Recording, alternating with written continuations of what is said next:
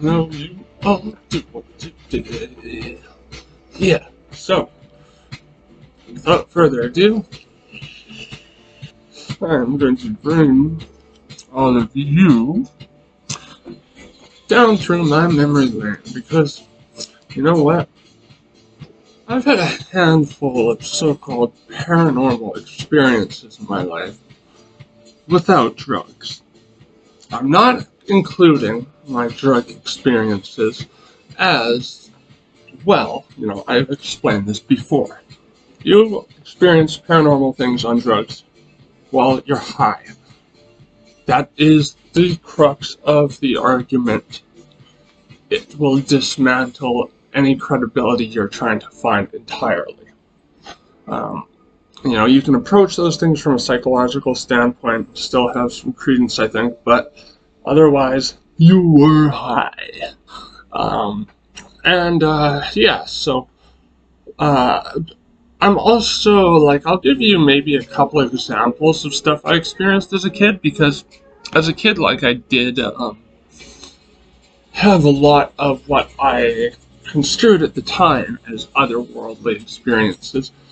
But the thing is, when you're a kid, your mind is very malleable, it's very open to suggestion. Your brain's still developing, and it's in very formative stages, so, a lot of it just doesn't count. But yeah, so without further ado, I'll give you a few examples of my childhood paranormal experiences, because I was a very weird kid. If that doesn't reflect in who I am today. The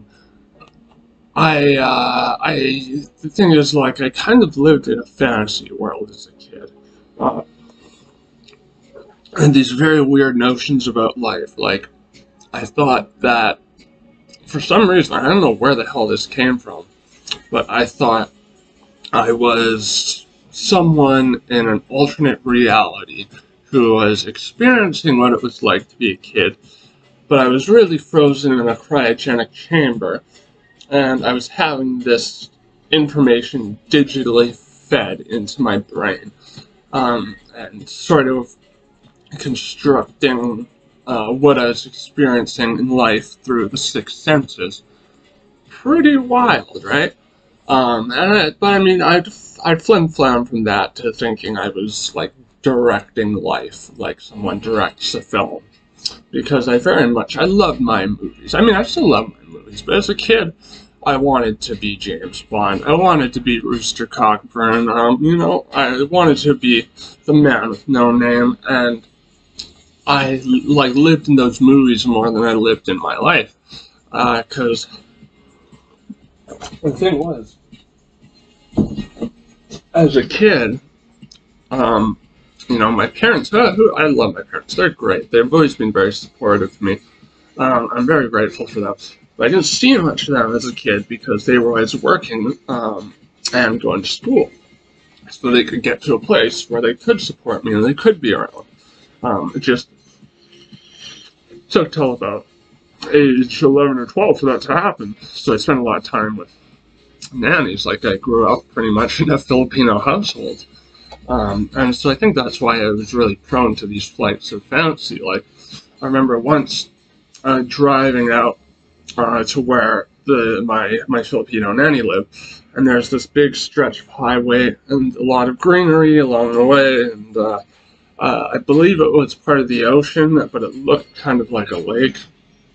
And I was looking out into the sky, and I saw these horses racing across the clouds, and there were men with suits of armor on the horses, and they were holding these flags with spears, and the flag was just flapping off the spear.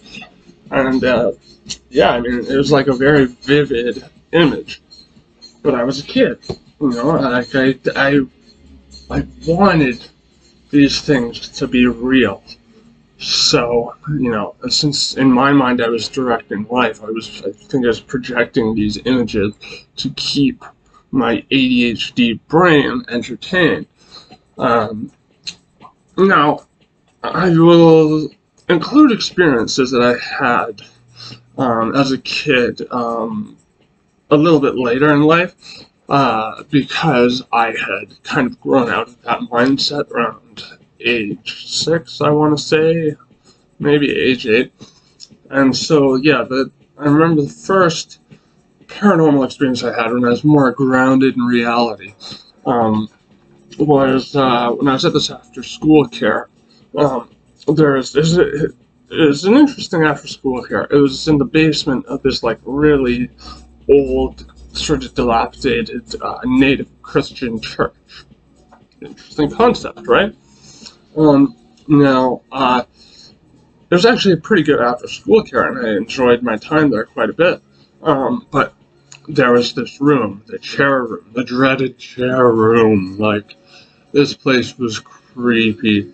Um, I had the cobwebs. It just seemed darker than the rest of the building, and it was never illuminated. If there were lights in there, I don't think they worked because I never saw that room lit up.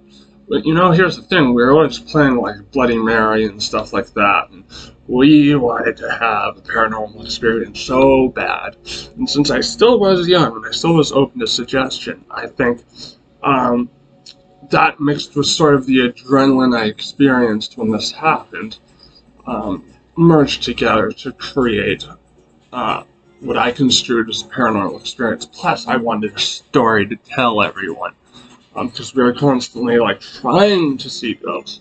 But so like one day, me and the kids there were trying to like hype ourselves up to go into the chair room, and then all of a sudden, one of the kids pushes me in, locks the door, or well, I mean, doesn't lock it, but they're holding the door closed, and I'm like, yeah, let me out of here, let me out of here. And I was like a really scrawny, tiny kid, so, there's no way I was gonna like, overpower the 4 kids who are holding that door closed. So, I turn around in the darkness, and I can't see anything except for like, just the faint outlines of the chairs stacked up. I remember this like ectoplasmic looking, looked like a suit of armor that was like had a kind of the consistency and color of fog, like it was sort of like cloudy and transparent. It rose up out of the chairs, and a head, or no, it wasn't a head, it was a hand like this.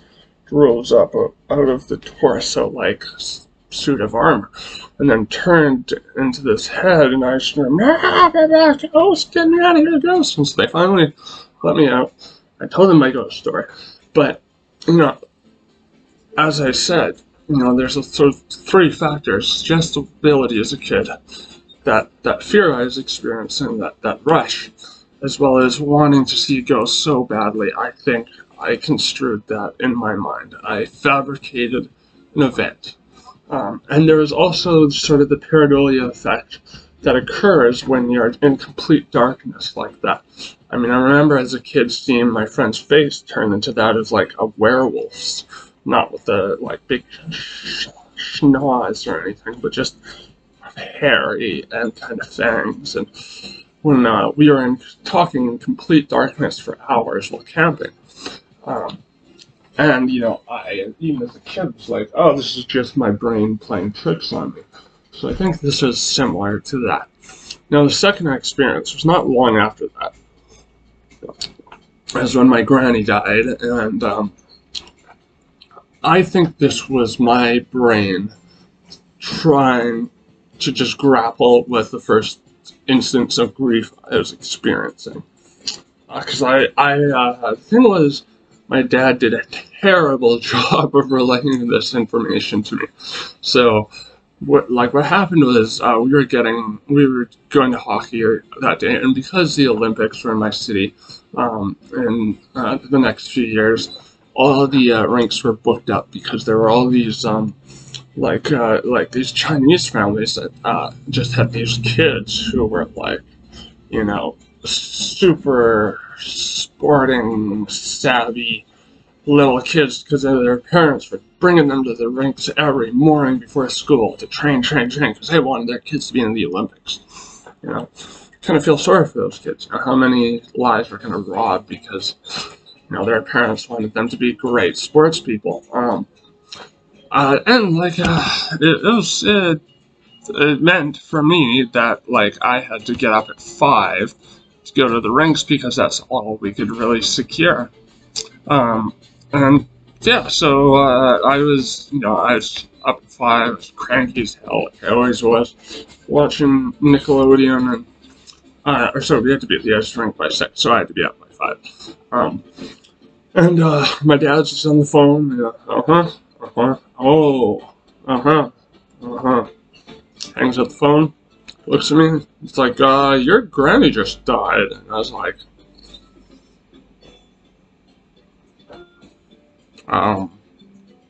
okay then.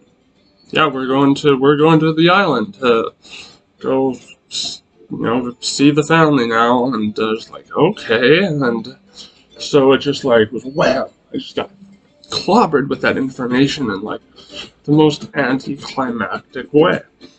And you think with stuff like this when it's gonna happen, that it would, it would pack some punch. It would, like really, like I mean, I just felt like kind of the air was let out of me. That was it. And we as human beings, we desire closure when these things happen, and so I didn't really get closure because, it was an open casket funeral or anything. I didn't get to see Granny one last time until we went to the island.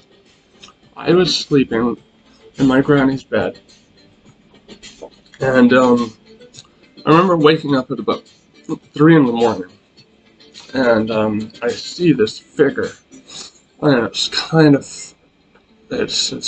foggy, it's very amorphous. It looks like it has lines kind of tracing around it, but their lines are sort of like wavering in and out of frame.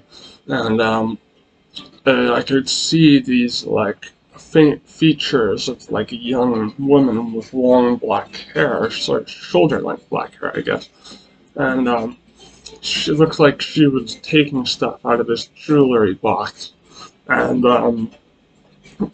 I was like, oh, okay, well, this is interesting. And I know I somehow went back to sleep, but I saw this picture of my granny when she was young, and it's like, oh my god, that was my granny. She was coming back to collect her jewelry or something. And so I think, the mechanisms that were active there were really just my young mind trying to find some sense of closure in this weird concept of grief and bereavement, all of that stuff that I had not really been taught about or anything, and didn't really know until that point. So yeah, moving on. I not long after that developed a fascination in UFOs. So you could probably see where this is going. And I love conspiracy theories. I mean, I still do find conspiracy theories interesting, but I read them, look into them with the mindset of them being fiction, because I consider it sort of subconscious creativity, because I think it's sort of a subconscious way of people trying to deal with something else in reality, and so they're filling in the gaps in what they can't deal with in their day-to-day life with fantasy. And I think, that may have been what I was kind of doing with, seeing the ghost of Granny. But yeah, anyway, so not long after that, I was watching an episode of Creepy Canada, and it was alien abduction, and it's like, oh, very, very spooky to a young me. And so my buddy, who was at his house at the time, he has to do baseball practice. So we're driving over to, it's weird, we're doing baseball practice in this like giant lit up warehouse at night. And so I'm driving through this alley, and this is in the city. And my friend, he wasn't watching the episode of Creepy Canada with me, so he didn't see the alien stuff, but he was like, dude, there's a UFO up there in the sky. And I was like, this kind of surprised me, my response. I was like, dude, it's probably like just a plane. It's just an optical illusion or something. It's like, let me have a look. And I look up, and up is a cloudy night, very cloudy night. There's this light penetrating the clouds, and then it looked like a big disc came out with windows all around it. And it's like you could see the individual lines between each window. And I was like, whoa, what? UFO! And his mom looks up and is like, whoa, what the hell? And then, it very quickly dips back into the clouds, and you just see the light penetrating the clouds as it goes over the mountains. Now, I've noticed since then that since there's a big airport in my city, there are a lot of planes coming and going, but very rarely is that trajectory taken. But when it is taken, and when it is a cloudy day, it has this effect at night when the lights are on with the plane. It will penetrate the clouds, and when it comes out of the clouds, the lights will be shining off the wings in each direction, and it kind of looks circular. And since I had that implanted idea of aliens from watching that Creepy Canada episode, well, wham, bam, put that together, you get a UFO experience when you're a young kid. And then I had another UFO experience, quote-unquote UFO experience. Don't know quite exactly what was going on here in terms of what I was seeing. But I'm going to try to explain it away anyways. So, a couple years later, I go to this, there's like I didn't know it was a Christian-based summer camp. I just thought it was summer camp. I found out that we had to read the Bible every day. I was like, oh, God. Yeah. I'd been dragged to church as a child, and I was living with the Filipino family, stuff like that. I did not like it. Anyways, we had this one night, it was like the second night before we went back or something, so they're doing this it's like something special. This was on like a small island away from the city, so like you could see all the stars and see satellites, you could see the International Space Station come by. It was, like, I loved it. So cool. I remember, just to give you some context as to what was happening. So the staff, they did this at the end of every session that we were there, 10-year that we were there. So, 2 weeks at a time, I think. Again, it was something special they were doing for us. So we would sleep on the football field and looking up at the stars. Just bring our sleeping bags out of the cabin to look up at the stars. And so we're doing that, and I've always had insomnia, so it took me way longer to fall asleep than everyone else. Like if I sleep in a new area or a different bed, typically it's going to take me like a while to get adjusted to that. So I was lying there just unable to sleep. Everyone else passed out.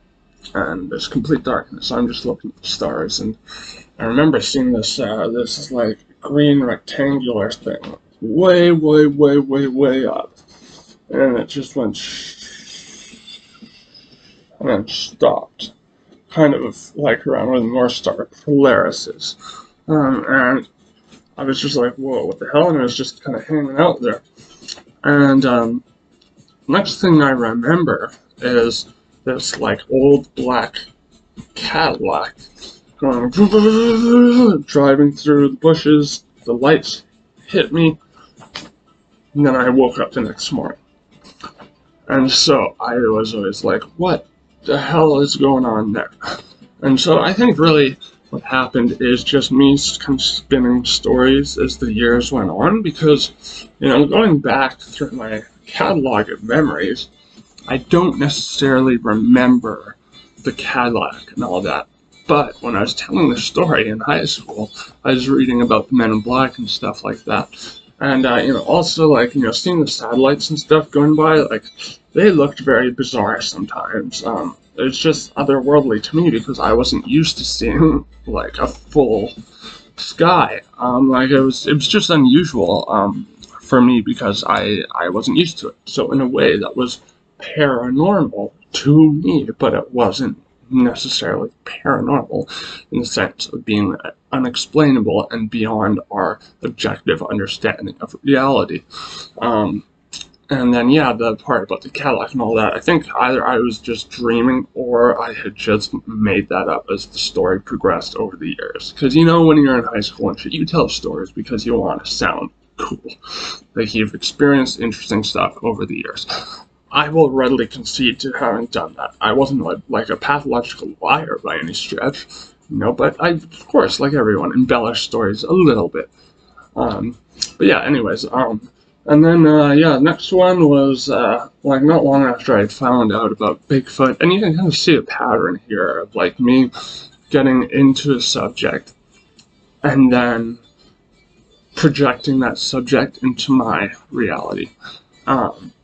So I had gone camping with my school, and we were staying in a cabin, and it was just wild. Like we never slept because we were just gabbing away all night.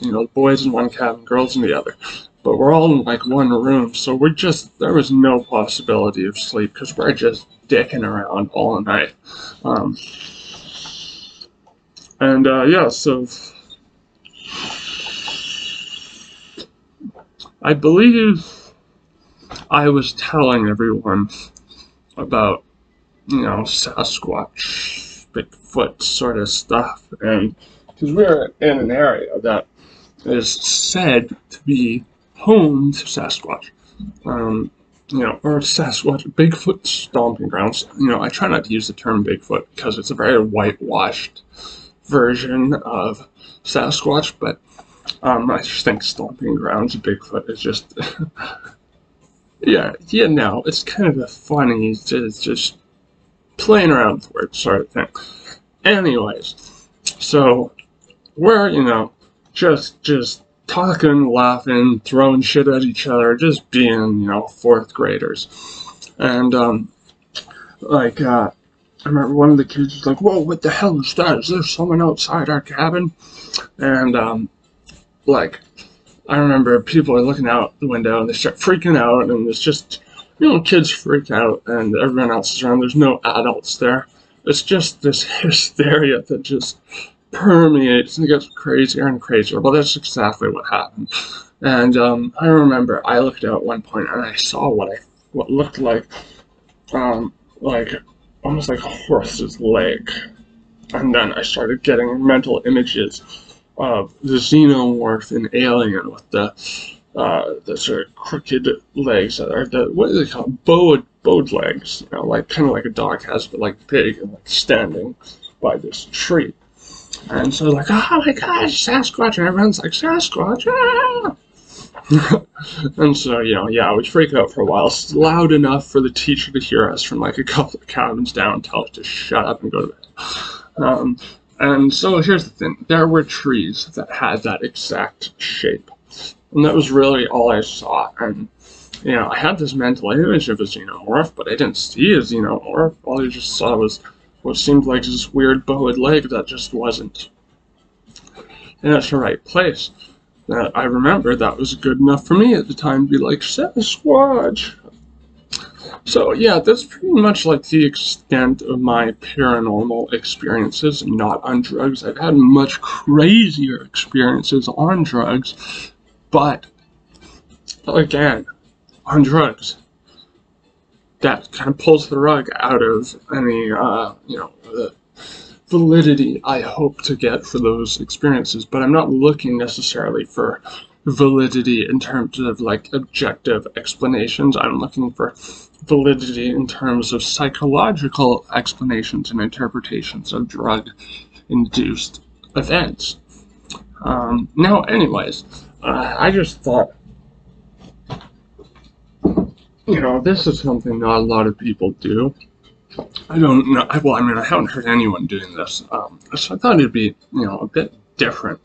Now, I would love to hear some of you guys sharing your paranormal experiences and explaining them away. That would be great, or just sharing paranormal experiences. I always find the reports fascinating. Um, I won't try to debunk them unless you ask me to, because you know these experiences could hold great meaning for certain people, and that's fine.